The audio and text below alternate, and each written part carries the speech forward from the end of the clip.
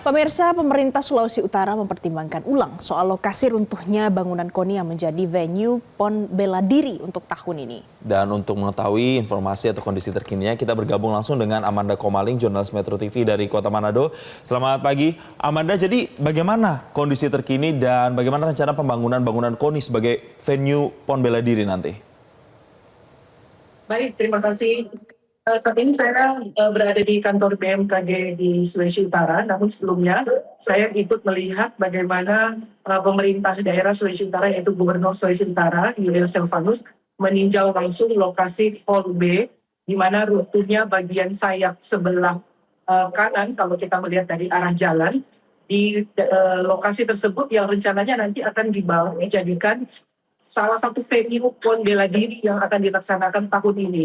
Untuk bulannya itu di sekitar bulan Oktober. Sehingga ada kekhawatiran terkait dengan kondisi bangunan ini yang dinilai nantinya bisa membahayakan para atlet ataupun pengunjung yang akan datang di lokasi ini. Mengingat juga kondisi gedung bangunan ini juga sudah cukup tua, namun di bagian sayap sebelah kiri dan sebelah kanan yang disebut oleh pemerintah itu adalah sebagai aksesoris di gedung Hall B ini. Hall B ini, Jason dan Melvin, ini dipakai untuk pertandingan atau dipakai pada saat latihan-latihan basket ataupun volleyball.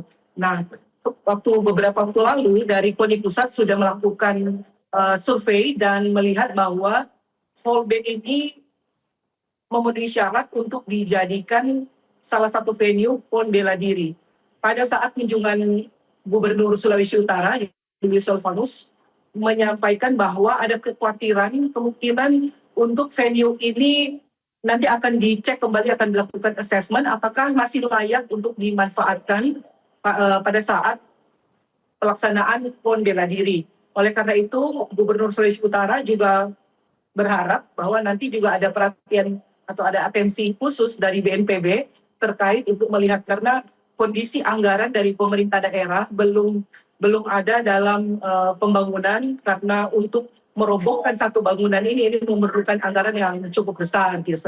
Demikian wawancara saya dengan Gubernur Sulawesi Utara, Julius Silvanus, pada saat di lokasi di Hall B KONI Sulawesi Utara di Jalan Sario.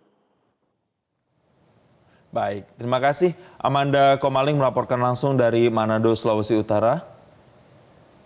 Ya, Amanda, silakan. Dari hasil rekap BMKG bahwa sudah ada 401 kali terjadi gempa susulan, 15 diantaranya itu cukup terasa oleh warga, dan yang lain ini masih tercatat. Saya berada di ruangan BMKG dan di samping saya ini sudah ada Pak Riyadi, ya. Pak Riyadi boleh menyampaikan apa yang dari hasil rekapitulasi saat ini sampai jam berapa tadi, Pak? Boleh maju sedikit, Pak?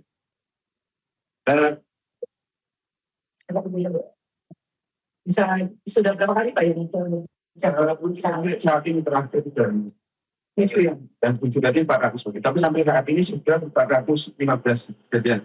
Nah, itu susulan. Tapi kecenderungannya akan lebih menurun. Makanya menurun dari normal kita ya. Jadi dari kemarin yang 7,6, sekarang sudah di atas 6 juta semua ya. Sampai itu 5,8. Kemudian ada yang 22, ada yang 2,1. Jadi kan trennya seperti ini. Nah, untuk yang dirasakan itu maksudnya di seluruh Sulawesi Utara atau bisa juga sampai ke Maluku, Pak, yang tadi Bapak sebutkan itu ya? 401. Itu 15 kali. 15 kali. Dan itu ada kenapa yang merasakan. Yang paling sering merasakan adalah di Kabupaten Goa. Epicenternya itu terjadi, itu sering merasakan. Di Manado belum merasakan juga. Tapi yang paling besar merasakan itu Kabupaten Goa. Di Pulau Maju ya, itu yang paling merasakan. Karena dia pas di atasnya epicenternya itu. Kalau untuk di Sulawesi Utara yang bisa merasakan itu gimana, Pak? Bitung apa masuk juga di Kota Manado? Beberapa bagian Manado yang paling banyak di yang sering, karena dia lebih dekat ke epicenternya. Dan Manado juga merasakan mungkin agak kesulitan. Oke.